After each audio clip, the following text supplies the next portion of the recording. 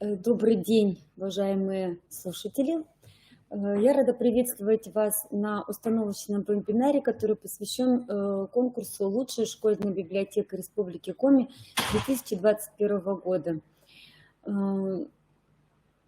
Конкурс проводится уже не первый год. Условия в этом году почти все такие же. О некоторых нюансах я вам сегодня расскажу. Итак, дорогие наши участники,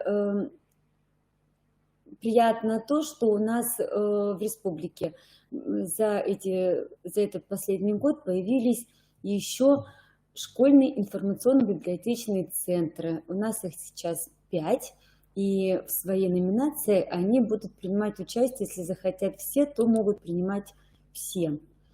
Это к тому, сколько у нас школьных центров. Все остальные у нас школьные библиотеки. Итак, цель проведения конкурса – это развитие деятельности муниципальных информационно-библиотечных центров.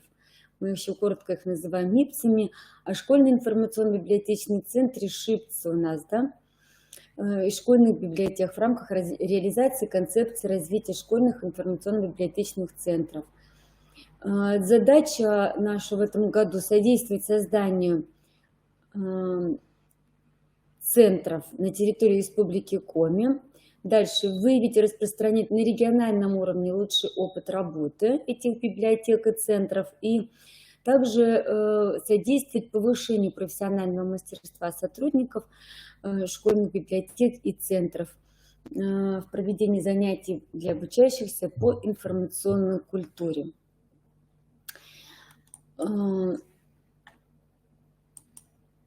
Участниками конкурса в этом году могут быть муниципальные государственные образовательные организации Республики Коми, а также муниципальные органы управления образованием городских муниципальных округов и муниципальных районов Республики Коми, на которых созданы информационные центры. Смею отметить, что участие в конкурсе не могут принимать победители республиканского конкурса «Лучшая школьная библиотека Республики Коми 2019-2020 годов». Дадим возможность всем другим поучаствовать, так как конкурс у нас с подарками денежными, поэтому дадим возможность и другим получить денежные вознаграждения. Итак, номинации, которые в этом году, это школьная библиотека территории развития для школьных библиотек и библиотечный центр возможностей настоящего, это для информационно-библиотечных центров. Обращу ваше внимание на этапы конкурса. Первый этап, он заочный. В него входит 2 испытания. Это визитная карточка и открытый мир идей. Первый этап у нас проводится с 3 ноября по 3 декабря. В это же время до 3 декабря участнику надо заполнить информационную карту. На экране вы видите ссылку, по которой можно пройти и заполнить информационную карту участника. Сегодня о ее заполнении мы поговорим подробнее. Дальше второй этап у нас очный. 16 декабря это проведение фрагмента занятия по основам информационной культуры школьника. Планируется проведение в городе Сыктывкаре очно. В зависимости от того, какая у нас будет эпидобстановка, будет решаться вопрос о проведении очного этапа. Сроки проведения конкурса у нас следующие. С 3 ноября по 3 декабря у нас первый этап конкурса, регистрация, прием документов, конкурсных материалов. До 13 декабря у нас будет проходить экспертная оценка конкурсных материалов, формирование рейтинга участников конкурса. 16 декабря будет второй этап. И с 17 подведение итогов конкурса. Смею заметить, на второй этап конкурса у нас попадает по 5 человек от каждой номинации. Сегодня хочу обратить внимание ваше не на нормативные документы, с которыми вы можете ознакомиться в положении, в приказе.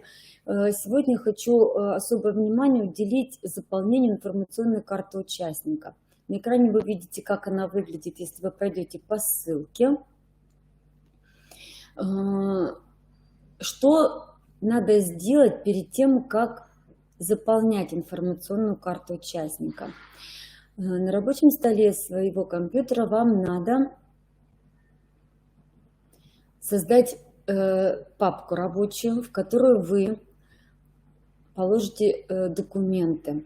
Эти документы сначала надо скачать и заполнить в программе Word, то есть в электронном варианте. Подписать, есть документы с подписью директора. Дальше. Эту папку надо назвать. Если вы участвуете в первой номинации, как школьная библиотека, пишем просто библиотека, пишем свои полную фамилию и инициалы и населенный пункт. Если вы участвуете во второй номинации, как информационно-библиотечный центр, то вы записываете центр, также полностью фамилию, инициалы и населенный пункт. Дальше. В эту папку вы вкладываете заполненные и отсканированные документы. Я делаю акцент на слове «сканированные», а не «сфотографированные». Для того, чтобы эти документы потом можно было распечатать и собрать в том виде, в котором они должны быть. Отсканированные документы, материалы конкурсного испытания мы вкладываем в эту папку. Если вы используете презентацию, то презентацию мы тоже вкладываем в созданную вами папку.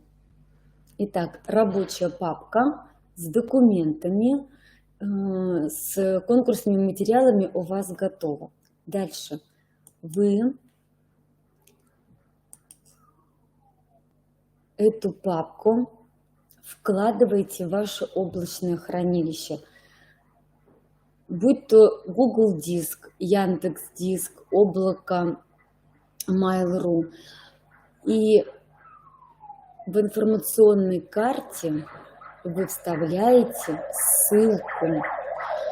На фотографии вы видите стрелку, куда надо записать ссылку общего доступа. То есть я, как секретарь этого конкурса, захожу по этой ссылке и попадаю в вашу папку, в которой лежат все документы.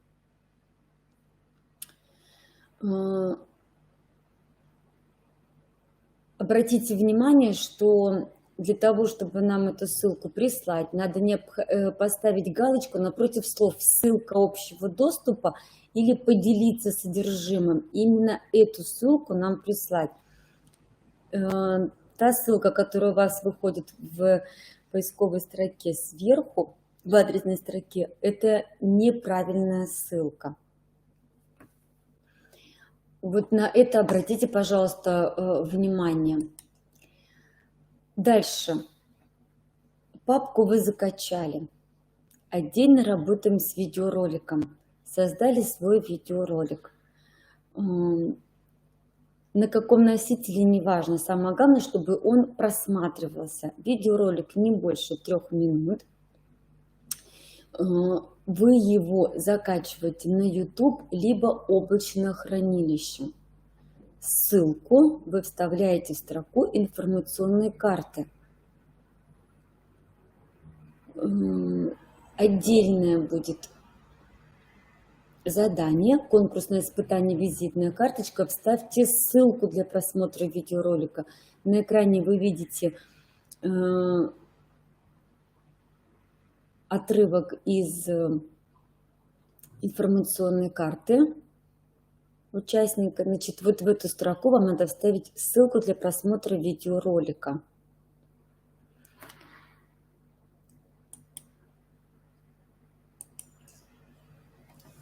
Все материалы готовы. Работает дальше конкурсная комиссия. Просматривают ваши конкурсные материалы, оценивают. Критерии оценивания есть в положении о конкурсе. Все это просматривается, и на основании результатов первого этапа формируется рейтинг. 5 мест в рейтинге становятся участниками второго этапа мастер-класса. С каждой номинации по 5 мест.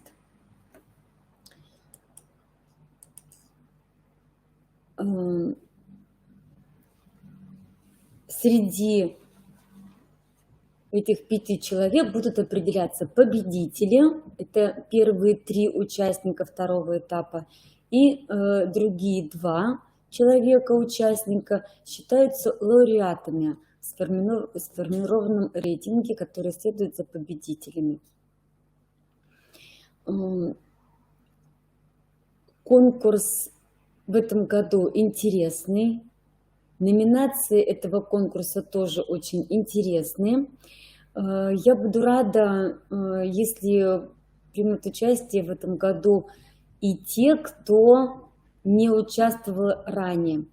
Радует то, что в прошлом году более 20 человек приняли участие в номинации школьных библиотек. Я думаю, что все остались довольны тем, что решением конкурсной комиссии, организаторами конкурса, было принято решение увеличить количество конкурсных мест для награждения денежной премией.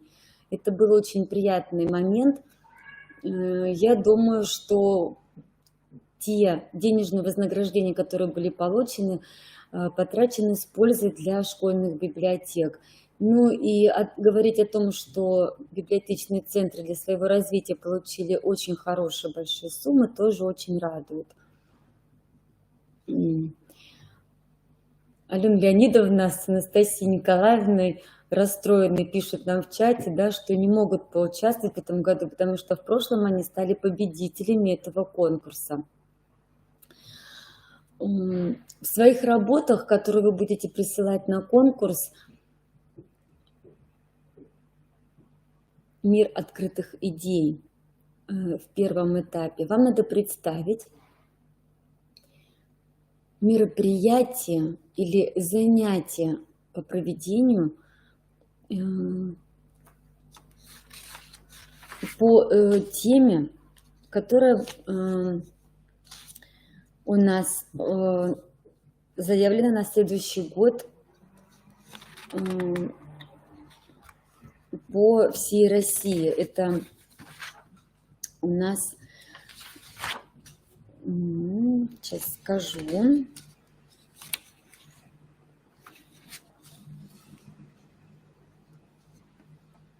культурное достояние Республики Коми.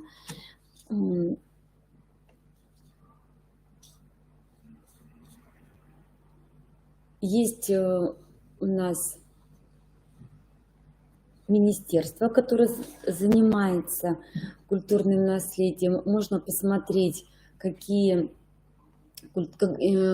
памятники культурной архитектуры относятся у нас к культурному наследию Республики Коми, и попробовать сделать такое занятие, такое мероприятие, которое могут использовать участники, сотрудники школьных библиотек и школьных информационных центров нашей республики. Это очень важно.